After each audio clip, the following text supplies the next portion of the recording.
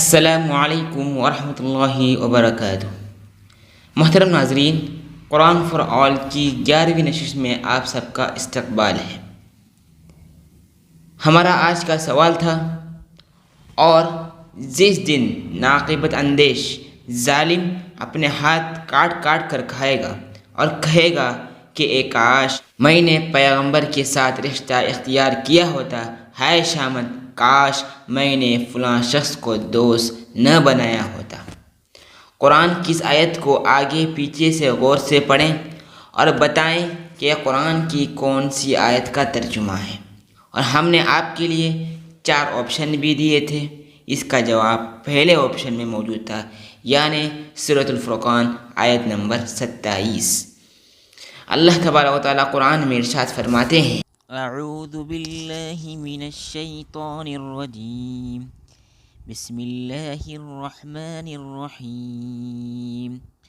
وَيَوْمَ يَعَضُّ الظَّالِمُ عَلَى يَدَيْهِ يَقُولُ يَا لَيْتَنِي اتَّخَذْتُ مَعَ الرَّسُولِ سَبِيلًا يَا وَيْلَتَىٰ لَيْتَنِي لَمْ أَتَّخِذْ فُلَانًا خَلِيلًا۔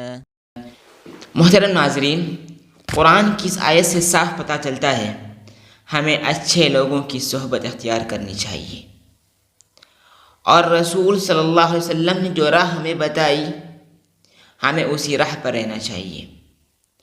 اگر ہم اچھوں کی صحبت اختیار کریں گے تو ہمارے اندر اچھائیاں خود بخود آ جائیں گی۔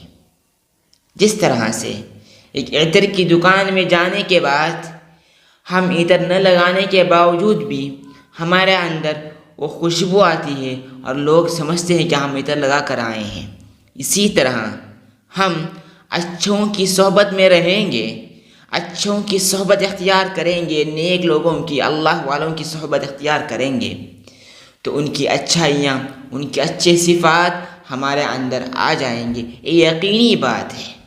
اسی طرح جیسا میں نے اچھائی کی مثال دی، اسی طرح برائی کی مثال ہے۔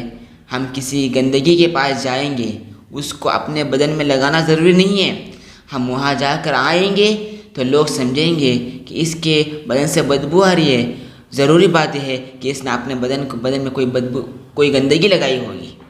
تو اس لیے اچھوں کی صحبت اختیار کرنی چاہیے، اس لیے کہ جس طرح سے اچھے لوگوں کی صحبت، نیک لوگوں کی صحبت، اللہ والوں کی صحبت آپ کو جنت کی راہ میں لے جاتی ہے، اسی طرح بدبخت، برے، بد کردار لوگوں کی صحبت آپ کو جہنم تک لے جا سکتی ہے۔ اسی لیے ہمیں دنیا میں پھونک پھونک کر قدم رکھنا چاہیے، اور لوگ بھی یہ چیز سوچتے ہیں اگر ہم اچھے لوگوں کے ساتھ رہیں گے، اللہ والوں کے ساتھ رہیں گے، نیک لوگوں کے ساتھ رہیں گے تو لوگ بھی ہمیں نیک سمجھیں گے۔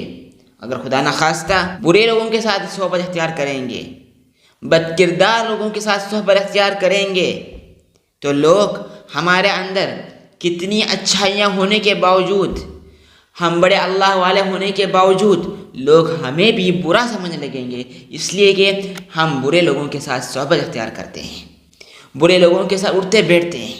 تو اس معاملے میں احتیاط کرنی چاہیے۔ احادیث میں بھی اس کے سلسلے میں کثرت سے روایت آئی ہے۔ نبی کریم صلی اللہ علیہ وسلم نے فرمایا ہے، لا تصاحب الا مؤمنا ولا يأكل طعامك الا التقی۔ صرف مومن شخص کی صحبت اختیار کر اور تیرا کھانا صرف متقی شخص کا ہے۔ یہ ابو داؤد اور ترمذی کی روایت ہے۔ اور ایک روایت ہے جسے حضرت سیدنا ابو ہریرہ رضی اللہ تعالیٰ نے روایت کیا ہے کہ نبی کریم صلی اللہ علیہ وسلم نے ارشاد فرمایا، الرجل علی الدین خلیل فلینظر احدکم من یخالل۔ آدمی اپنے دوست کے دین پر ہوتا ہے، پس چاہیے کہ تم میں سے ہر ایک شخص اپنے دوست کو دیکھے۔ ہم جن لوگوں کے ساتھ اٹھ بیٹھ رہے ہیں ان پر نظر رکھیں کہ خدا نخواستہ ان میں کوئی برائی تو نہیں، خدا نخواستہ ان میں کوئی بری عادت تو نہیں، ہم نظر رکھیں، اس لیے کہ لوگ ہمارے کردار پر انگلی اٹھائیں گے کل کو، اس لیے احتیاط کرنی چاہیے۔ اور ایک روایت ہے جسے سیدنا ابو موسیٰ اشعری رضی اللہ تعالیٰ نے روایت کیا ہے، فرماتے ہیں نبی کریم صلی اللہ علیہ وسلم نے فرمایا، المرء مع من احب، آدمی اسی کے ساتھ ہوگا جس سے محبت کرتا ہے۔ ایک تو دنیا میں ہمیں احتیاط کرنی چاہیے کہ ہم اچھوں کی صحبت اختیار کریں. دوسرے ہم جس کے ساتھ محبت کریں گے ہمارا حشر بھی اسی کے ساتھ ہوگا. اگر ہم انبیاء سے، صحابہ سے، علماء سے، اولیاء سے، نیک لوگوں سے محبت کریں گے جو حقیقت میں نیک ہیں تو انشاءاللہ ہمیں بھی اللہ تبارک و تعالیٰ ان کے ساتھ جنت میں اعلیٰ مقام دیں گے. خدا نخواستہ ہم کسی فلم ایکٹر سے، کسی بدبخت انسان سے محبت کریں گے اور ان کو اپنا رول ماڈل تسلیم کریں گے تو اللہ حفاظت فرمائے ہمارا حشر بھی انہی لوگوں کے ساتھ ہوگا. اگر اس کے برعکس، جیسا کہ میں نے کہا، ہم انبیاء سے، صحابہ سے اور اولیاء سے اور نیک صفات لوگوں کی زندگی سے سبق حاصل کریں گے اور ان کو اپنا رول ماڈل تسلیم کریں گے تو انشاءاللہ یقینی بات ہے کہ ہمارا حشر بھی انہی کے ساتھ ہوگا. جنت میں اعلیٰ مقام اللہ ہمیں بھی نصیب کرے گا. یہ سوچنے والی بات ہے، سمجھنے والی بات ہے. آج لوگ نوجوان سوچتے نہیں ہیں.